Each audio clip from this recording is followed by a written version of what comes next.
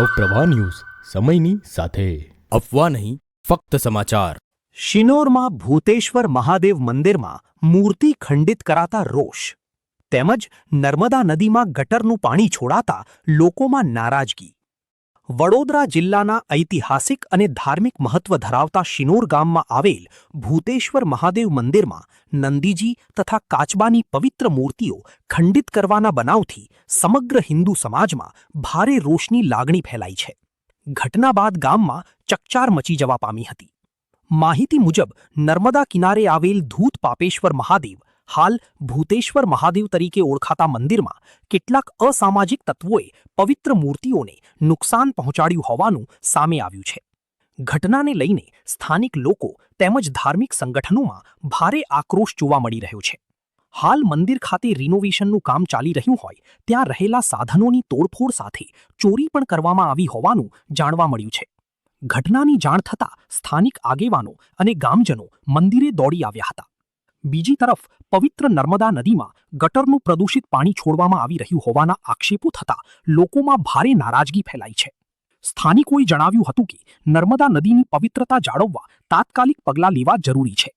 મૂર્તિ ખંડિત કરનાર તત્વોને ઝડપી પાડી કડક સજા, ચોરી થયેલા સાધનોની તપાસ તેમજ નર્મદા નદીમાં છોડાતું ગટરનું પાણી બંધ કરવાની માંગ ઉઠાવવામાં આવી છે। સાથે જ મંદિર વિસ્તારમાં પોલીસ પેટ્રોલિંગ અને સુરક્ષા વ્યવસ્થા વધારવાની પણ માંગ કરવામાં આવી છે। સમગ્ર ઘટનાને લઈને શિનોર ગામમાં તણાવપૂર્ણ પરંતુ શાંતિપૂર્ણ માહોલ જોવા મળી રહ્યો છે। બાઇટ પરેશભાઈ વ્યાસ, રિપોર્ટર। जय जय श्री राम, हर हर महादेव, हर हर महादेव। હવે અત્રે અમે એવા કામ માટે અહીં આવેલા છે કે ગતરોજના શિનોર નર્મદા કિનારે આવેલ જૂના સ્મશાન તરીકે ઓળખાય એવી ભૂમિ પર ધ્રુત પાપેશ્વર મહાદેવનું મંદિર છે, જે અત્યારે ભૂતેશ્વર મહાદેવ તરીકે ઓળખાય છે।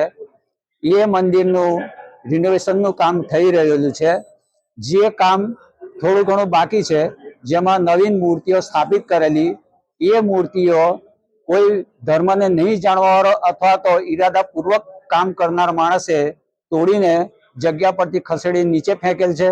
થોડીક મૂર્તિને ત્યાં ખંડિત કરીને મૂકેલી છે, થોડું નુકસાન કરેલું છે તથા ત્યાં ચાલતા કામના સાધનની પણ ચોરી કરેલી છે।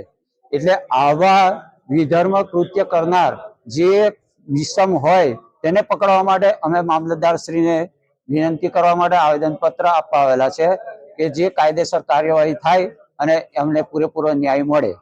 એ સિવાય આ નર્મદા નદી પવિત્ર છે, જેનો પુરાણોનો ઉલ્લેખ છે।